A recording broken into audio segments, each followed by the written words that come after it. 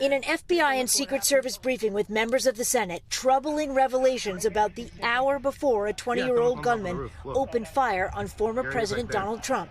Senators learned that he was identified as being suspicious and photographed more than an hour before the shooting.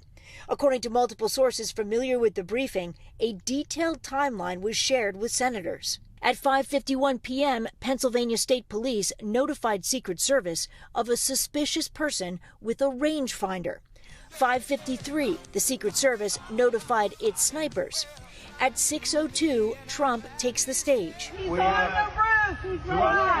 At 6:09, people in the crowd saw Thomas Crooks on the rooftop and shouted to law enforcement. And 2 minutes later, shots are fired.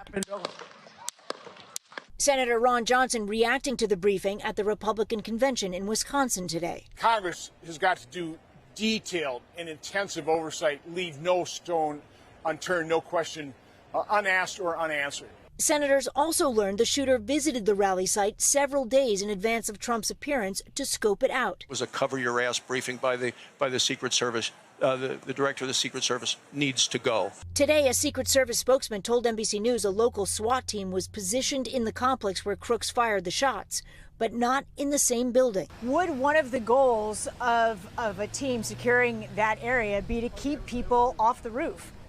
For sure. The plan, whatever it was, failed, and we need to understand why. Tonight, pressure is mounting on the Secret Service in the wake of these revelations. Trump was allowed to take the stage even though a suspicious individual was spotted in the area. Maybe he's carrying a rangefinder, but not a report of a weapon. You would not necessarily be considering moving your protectee or delaying his entrance onto the stage.